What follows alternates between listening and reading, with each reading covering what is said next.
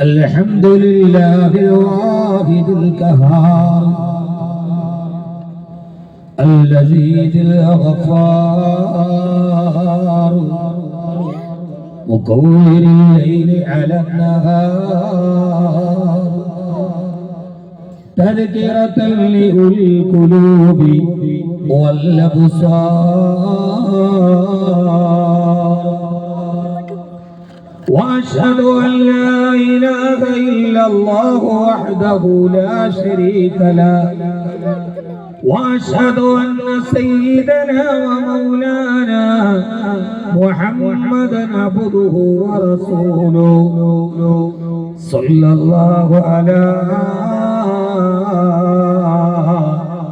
سيدنا محمد وعلى آله وصحبه وسلم تسليما كثيرا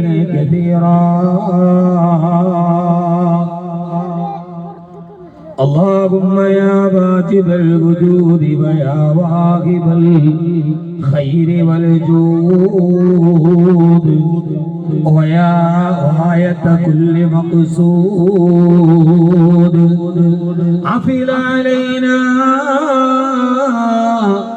أنوار رحمتك ويسر لنا الوصول إلى كمال معرفتك وأفوض أمري إلى الله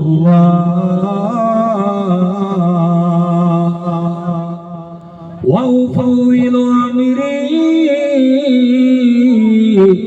إلى الله إن الله بصير بالعباد وأن مردنا إلى الله وأن المسرفين هم أصحاب النار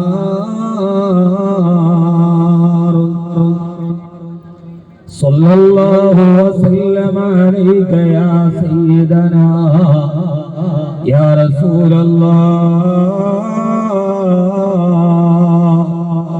صلى الله وسلم عليك يا حبيبنا يا رسول الله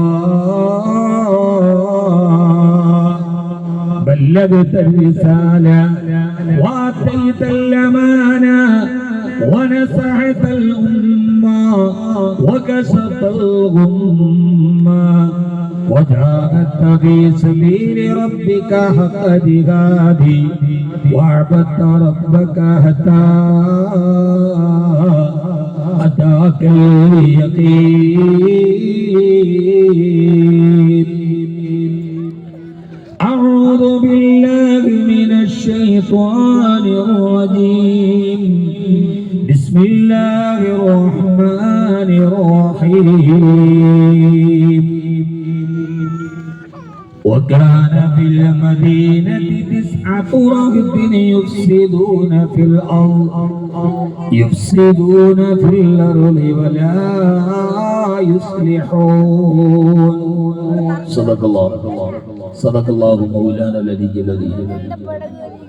وأسوتنا محمد صلى الله عليه وسلم كيف أنتم إذا طغى نساؤكم وفسق شبابكم قيل أكائن ذلك يا رسول الله قال وسيكون أشد منه صدق رسوله النبي المصطفى الأمين عليه وعلى آله وأهل بيته أفضل الصلوات وأزكى التسليم أزكى الصلاة مع السلام تعطرت تغشى شفيع المذنبين تكبرت أمت وآله السحابة فبشرا فاخت مسكين يترب الخيشوما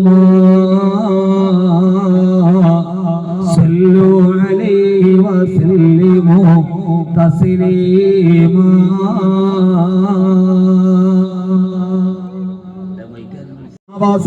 വ്യവസ്ഥിതികളെ തകിടം മറിക്കുന്നു.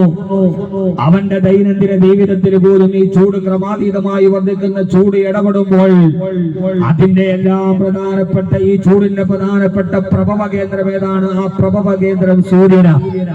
സൂര്യൻ എന്ന് പറഞ്ഞാൽ ഈ ഭൂമിയിൽ നിന്ന് അകലെ നിൽക്കുന്ന ഈ പ്രപഞ്ചത്തിലെ ആയിരക്കണക്കിന് നക്ഷത്രങ്ങളും ഗാലക്സികളും താരാപഥങ്ങളും അടങ്ങുന്ന ആയിരക്കണക്കിന് ഗോളങ്ങളിലുള്ള ഒരു ഗോളം. ആ ഗോളങ്ങളിൽപ്പെട്ട ഭൂമിയെ ചുറ്റി സഞ്ചരിക്കുന്ന 9 ഗ്രഹങ്ങൾ. ആ 9 ഗ്രഹങ്ങളിൽപ്പെട്ട ഒരു ഗ്രഹമായ സൂര്യൻ.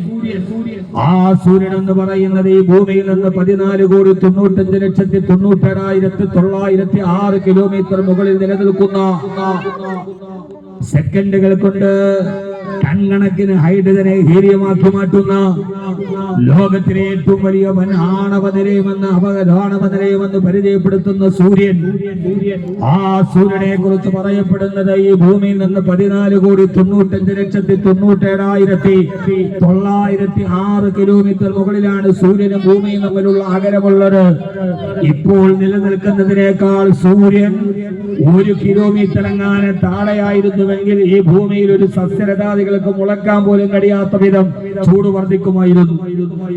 ഇപ്പോഴുള്ളതിനേക്കാൾ 1 കിലോമീറ്റർ അകലെയാണ് സൂര്യൻ ഇരുന്നതെങ്കിൽ ഭൂമിയും സൂര്യനും തമ്മിലുള്ള അകലം ഇപ്പോഴുള്ളതിനേക്കാൾ 1 കിലോമീറ്റർ കൂടുതലാണെങ്കിൽ തണുപ്പ് കാരണത്താൽ ഒരു ആവാസ വ്യവസ്ഥിതികൾക്ക് ഈ ഭൂമി യോഗ്യമാകുമായിരുന്നില്ല എന്ന് ഇത് കബീർ ബാക്കവി പറയുന്നതല്ല. ഇതുമായി ബന്ധപ്പെട്ട ശാസ്ത്ര ഗവേഷണങ്ങൾ പറയുമ്പോ 1 കിലോമീറ്റർ മുകളിലുമല്ല, 1 കിലോമീറ്റർ താഴെയുമല്ല.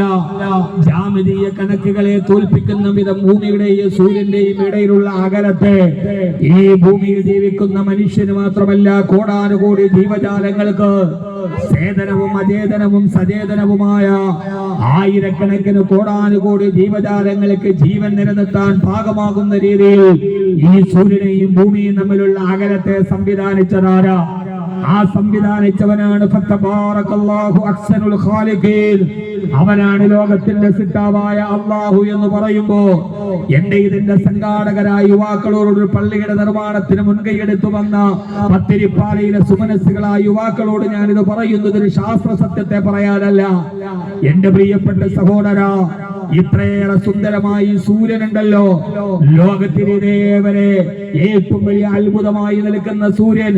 ആ സൂര്യന്റെ പ്രകാശം എന്ന് പറയുന്നത് ഏറ്റവും വലിയ, ഈ ലോകത്തെ ഏറ്റവും വേഗതയുള്ളത് സൂര്യപ്രകാശത്തിനാണ്. അതുകൊണ്ടാണല്ലോ അല്ലാഹുവിന്റെ വിശുദ്ധമായ ഖുർആൻ നമ്മോട് പറഞ്ഞത്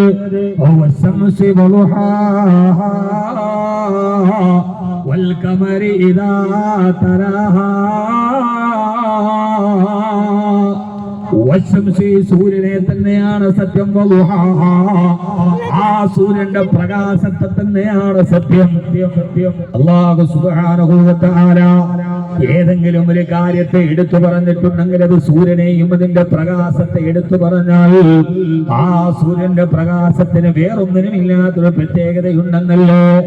ആ പ്രത്യേകത ഈ പ്രപഞ്ച ലോകത്തിലെ ഏറ്റവും വേഗതയുള്ളൊരു പ്രകാശത്തിനാ എന്ന് പറഞ്ഞാൽ ഈ ഭൂമിയിൽ നിന്ന് 14,95,97,906 കിലോമീറ്റർ നിൽക്കുന്ന സൂര്യന്, ആ സൂര്യനിൽ നിന്ന് സൂര്യപ്രകാശം ഭൂമിയിലേക്ക് വരാനുള്ള അത്ര സമയം എത്രയെന്നറിയോ?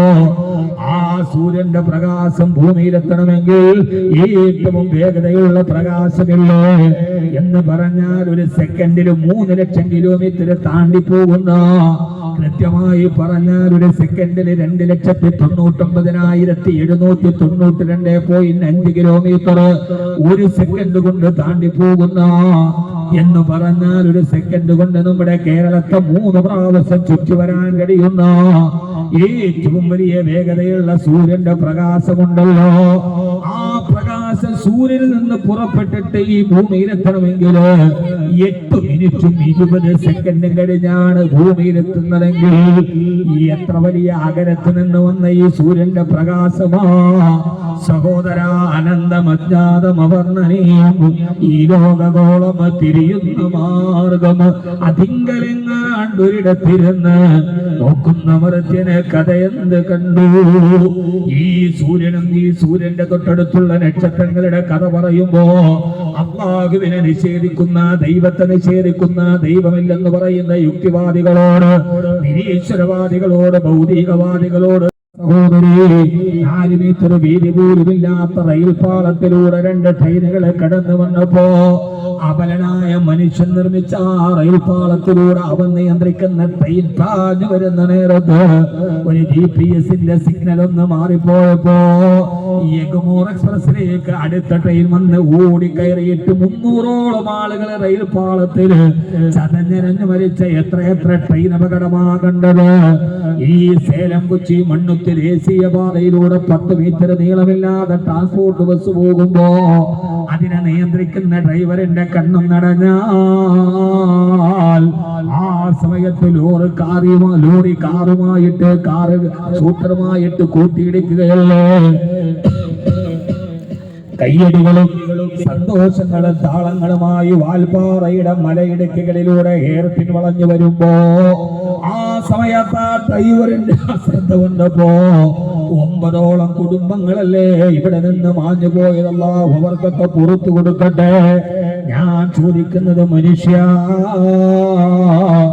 ഈ കേവലം അവന്റെ കൈവെള്ളയിൽ ഒതുങ്ങുന്നത് പോലും നിയന്ത്രിക്കാൻ കഴിയാത്തവനെ, ഇന്നേ വരെ ജനിച്ചിട്ട് ഇതേവരെ ഏതെങ്കിലും ദിവസം സൂര്യോദയം ഇന്ന് ഒരു മിനിറ്റ് വൈകുമെന്ന്, ഇതിന്റെ അസ്തമയം ഇന്ന് 1 മിനിറ്റ് വൈകിയാണ് സൂര്യൻ അസ്തമിക്കുന്നതെന്ന്, ശരിയായ സമയത്ത് ആ സൂര്യൻ എഴുന്നേറ്റ് വരാൻ കഴിയില്ലെന്ന് നൂറ്റാണ്ടുകളായിട്ട് ഇന്നേ വരെ കിടക്കുന്ന അവസ്ഥയിൽ കൃത്യമായി ഉദിക്കുന്ന സൂര്യ, പടിഞ്ഞാറിന് മടിത്തട്ടിൽ അസ്തമിക്കുന്ന സൂര്യ, ഇതേവരെ ആ സൂര്യോദയത്തിന് ഇതേവരെ 1 മിനിറ്റ് പിന്തിയിട്ടില്ലല്ലോ.